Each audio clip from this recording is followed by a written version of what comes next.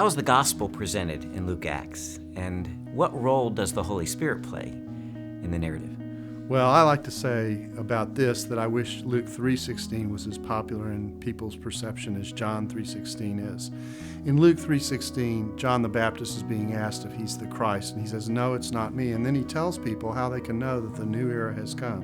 And he says, "I baptize with water, but the one coming after me who's stronger than I am, I'm not even worthy to untie the thong of his sandal. He's going to baptize with the Spirit and fire."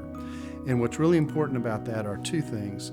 The idea of untying the thong of a sandal in Judaism was something a slave, a Jewish slave, a Jew wasn't supposed to come as a slave, but if they did, there was one thing that was too demeaning to a slave to do, and that is to untie the thong of someone's sandals. And John, who is a prophet, that's pretty high up on the vocational ladder, says, "I'm not worthy to do that for the one who is to come." That's how great the difference between the two of them is. And John speaking as a prophet, that tells you Jesus is a figure of a completely different order. And then the second part of that passage, of course, is the idea I'm going to baptize with the Spirit and fire.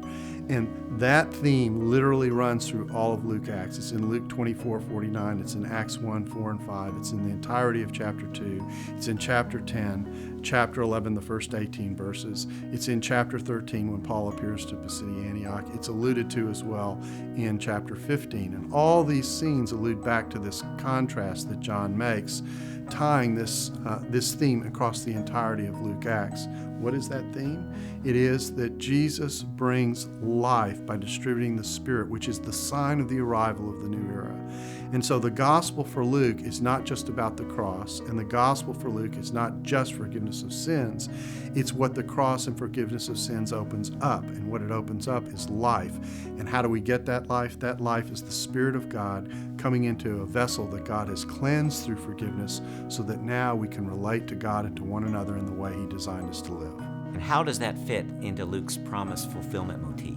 Well, the key thing in the promise, of course, in coming out of the Hebrew Scriptures is the new covenant, that I will write the Spirit on someone's heart alongside the forgiveness of sins. By the way, that's a very Jewish set of relationships that most of us don't think about, because we don't think about the theme of uncleanness in coming out of the Old Testament. In the Old Testament, if someone was unclean, they were unable to go to the temple and worship.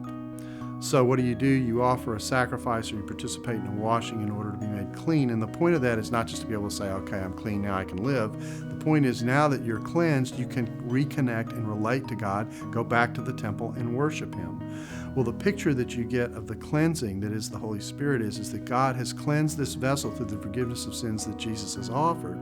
And the Spirit is now able to come into this clean vessel, and now we're able, because we're clean, to relate to God in the way He designed us to relate to Him.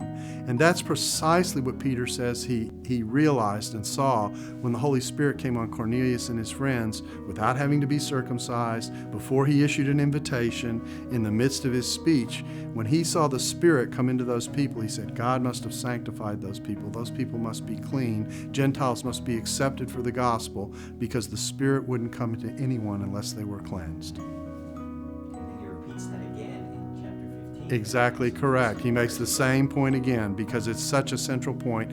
And the question, the controversy is, have we let Gentiles in a too generous a way? And his answer is, your beef isn't with me. Take it to the real complaints department. Your complaint is really with God. He's the one who did it, because He directed this entire exercise, and He's the one who's responsible for bringing the Spirit into these people. All I did was share the gospel.